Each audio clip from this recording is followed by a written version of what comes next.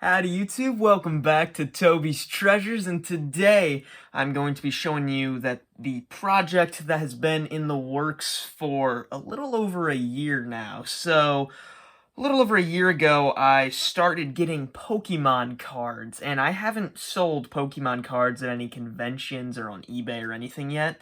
So, they've just been piling up. I've been focused mainly on getting video games and stuff all on eBay and at these conventions, and I haven't really put the time that I should have into Pokemon cards, especially with how much they have boomed as of late. I mean, some of these cards are worth an obscene amount of money, worth more than some of the video games that I've got for sale.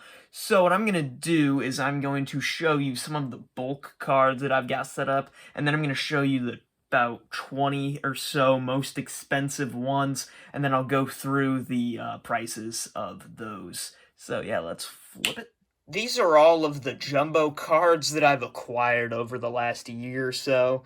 A lot of them have come in lots with several of them, and although these don't have that much value, they're worth anywhere between about $3 and $15 a piece, with the expensive ones being your obvious candidates, like these two Charizards are probably the most expensive of the lot here. It's hard to keep these in good shape. I need to get actual binder sleeves for these that you would use for just regular pieces of paper because of the sheer size of these. That's my hand in comparison. As for regular size cards, there are a lot.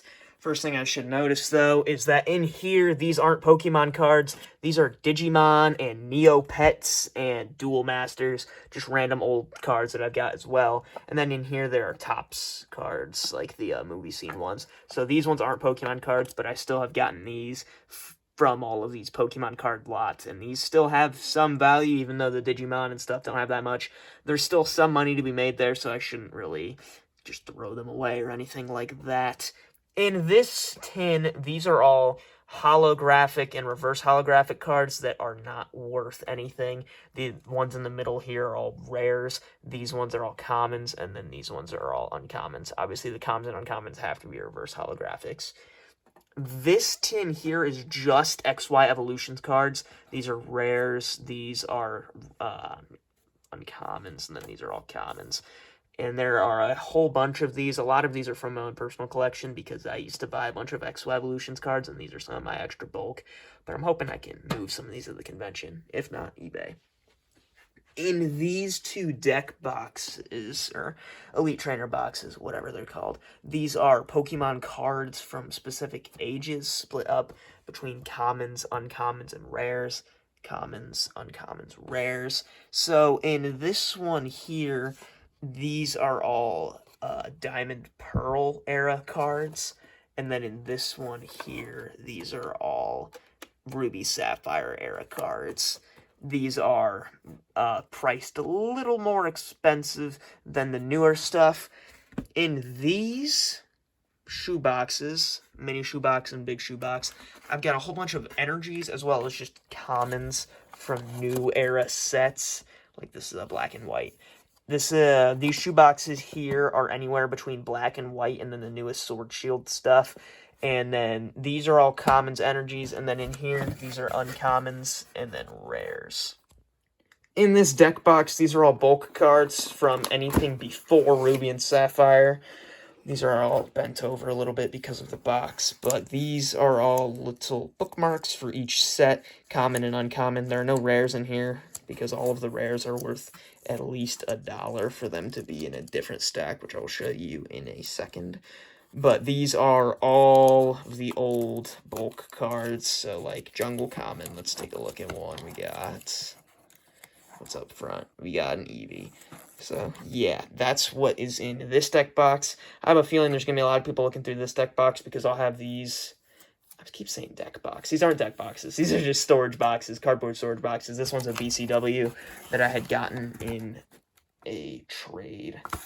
Highly recommend these, but they're a little pricey. But I expect these to have a lot of people looking through them at the convention because, especially this oldest one, these are bulk cards for old sets that are going to be pretty cheap. And so if anyone doesn't have any of these, then they can go and, say, pick up some Jungle Commons they're missing for about $1/4 a piece or so. Getting into some of the more expensive stuff, I've got cards that I believe are worth pricing individually, or at the very least putting into stacks that say $1, $2, $3, etc.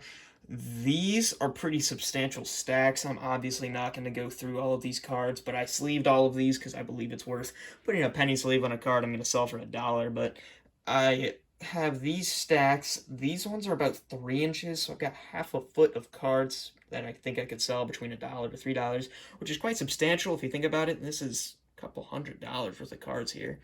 And then moving along past these, I've got 2 stacks. This one is $3 to $5 cards, and then this one is $5 to $10 cards. And then these are both about 2-inch stacks, if you look from the sides here. Once again, I'm not going to go through these, but these are quite substantial stacks, and couple $100 from these as well. And then these ones are Japanese cards. I didn't really know how to price these. There's a lot of just random bulk commons and uncommons from old sets. So I just said commons, $1, uncommons, $3, and we'll see what I can sell there. Lastly, we're going to go through some cards that actually hold some value. So I wanted to note that I'm not going to go through all of these. This right stack of cards, these all have a TCG market price of at least $10, but the price can vary based on condition. And as you can see, they have a kind of rough condition. So I'm not going to go through this stack, but these are all market value of at least $10, and then condition can tank some. So lowest value of cards in here would be about like $6. Highest value anywhere between probably $10 to $20 for each of these cards. That's why they're all in top loaders. I feel like they're worth, oh geez. I feel like they're all at least worth being in a top loader, but we're not going to go through these today. We are going to go through this stack, however. This is about 20 or so cards that all have fantastic value and are the most expensive cards that I have that I'm going to be selling at this convention, and then if they don't sell at the convention, on eBay. So one thing I wanted to note here is I'm going to be using TCGPlayer values to go through and sort of price these cards. TCGPlayer has a lowest price available, and that's usually for cards that are absolutely destroyed, and then a market value, cards that are in average condition. And so what I'm going to do is I'm going to go through these and tell you the lowest price and then the market value, except there's a few cards that in here that are absolutely destroyed, but even being destroyed, they're still worth a good amount in the like lowest value. So I'm just going to go through those. I'm not even going to bother going through the most expensive ones because I know I can't get that for a card that has, like, say, a pencil hole through it. There's a Gengar in the other stack that has a pencil through it, which kind of killed the value. Unfortunate. Otherwise, it'd be in this stack. Alrighty, so starting off, the one you've been looking at, we have this Dark Raichu here from Rocket. This is a secret rare, and this one is, the low value is $10.75, and then the high value, the market price, is $50.21. This Pikachu right here, the low value is $5.22, and the market value is $25.38. Mega Charizard EX, this one's from Flash Fire. The low value is $38.73, and the market value is $72.79. Mega Charizard EX from Evolutions, the low value is $11.98, and the market value is $24.37. Snorlax from Fire Red Leaf Green, the low value is $7.57, and the market value is $27.34. Arceus and Dialga and Palkia, this one is a secret rare. I love the look of this card. The rainbow rares are awesome. But the low value is $32.99, and the market value is $35.19. Mewtwo and Mew GX, I actually had to reshoot this because I didn't even know this card was in here. But the low value for this is $13.77, and the market value is $19.67. This is a case of me not including the market value. So this is a Shadowless Zapdos from base set, as you can tell from the 98 down there as well. This card, the ceiling for this, when it's in great condition, is unbelievable. So I'm not even going to include the market value for when it's in better condition, because if you can tell by the sides here, there's a lot of damage to the holofoil. There's a lot of whitening, and then on the back, there's a lot of damage, which you can clearly see. So I'm just going to include the low value. The cheapest this card goes for in its shadowless condition is $20, so we'll say it's $20. Tapu Fini GX. The low value on this is $15.17. The market value is $21.97. Kabutops. This one's awesome. I love this card. The low value on this one's $8.77, and the market value is $37.96. Umbreon. This one surprised me. It's a promo from only 2016. This one, the low value is $7.25, and the market value is $19.36. Raichu from Fossil. The low value on this one is $2. So yeah, if you wanna go ahead and grab yourself a Raichu, these are really cheap if you want one in bad condition. But Raichu, the low value is $2, and the market value is $22.93. Snorlax from Jungle. The low value on this is $7.90, and the market value is $41.16. Houndour. This one surprised me. As you can tell, there's a lot of damage to the holofoil. But the low value on this is $9.04, and the market value is $32.63. If this was a first edition, it'd be like $150. Jirachi EX. The low value on this is $15.99, and the market value is $46.35. Love the look of this card. Raichu, this one's from Expedition. The low value is going to be $12, and the market value is $75.36. Here it is, base set Charizard. As you can see, this card is destroyed. You can also tell it's warped.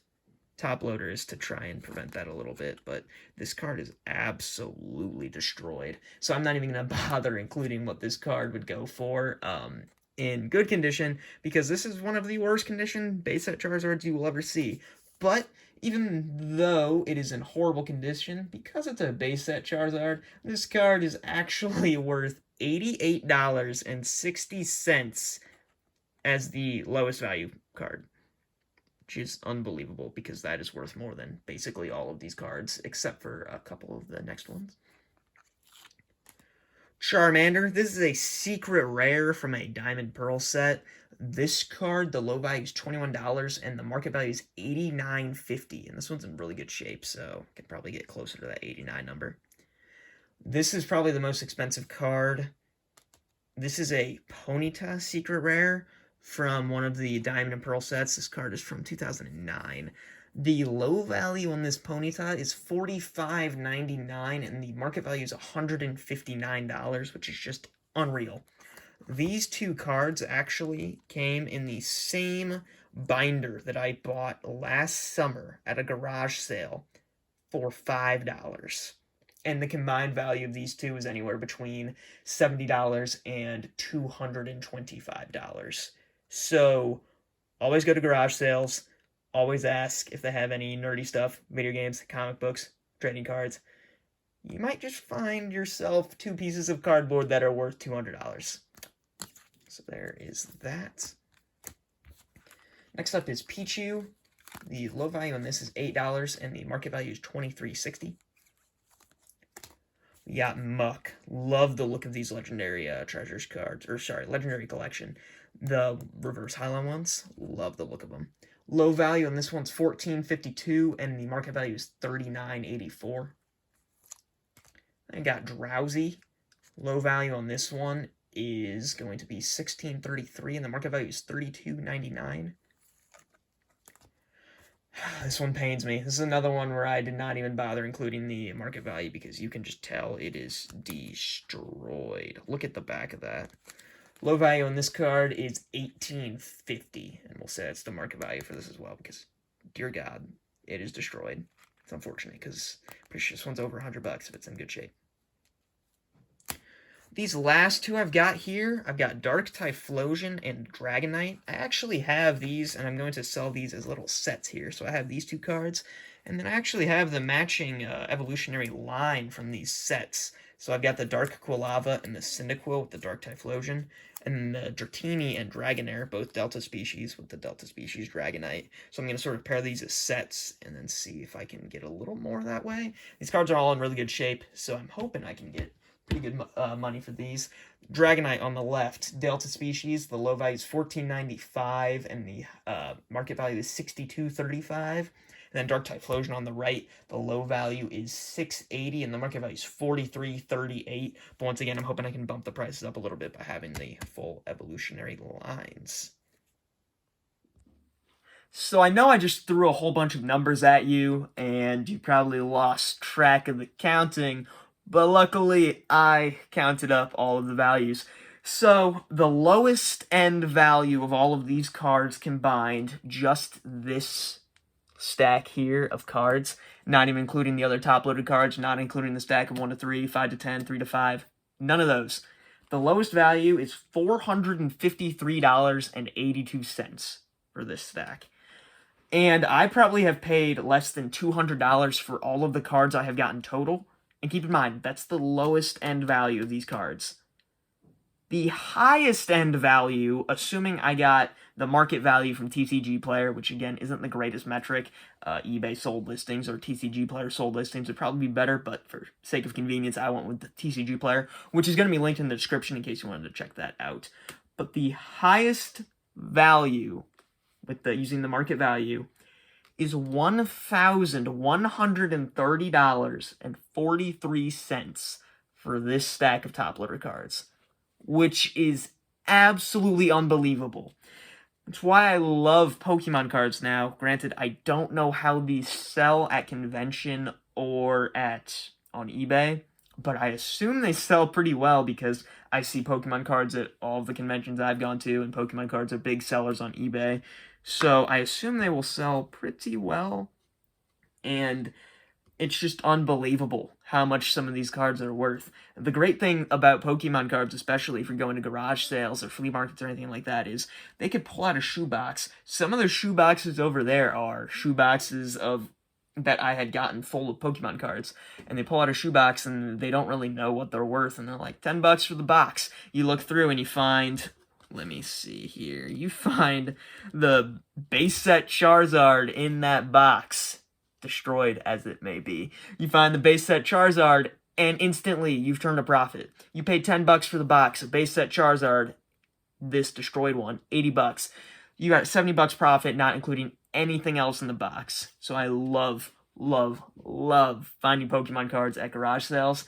And that's one thing that it is better for than video games, is that Pokemon cards, the ceiling for value is exponentially high, and people also undervalue the Pokemon cards compared to video games, because the video games, they spent $300 on a system and then $60 per game. They don't really want to get rid of it that easily or that for that cheap of value, so you have to pay up for that a little more. And then also, one thing that I love about Pokemon cards is they have an element of surprise, especially if you're buying it at a garage sale or something. You don't really know what you're going to find until you sift through it. Now, obviously, you want to look through it a little bit while you're at a garage sale to make sure that you're getting your money's worth. You want to make sure there's at least a couple hollows in there. Otherwise, you're going to get burned on commons and uncommons, because I've got 3-4 shoe boxes of commons and uncommons here that I'm going to be selling for 5 cents a piece per card. That's just how it's going to be.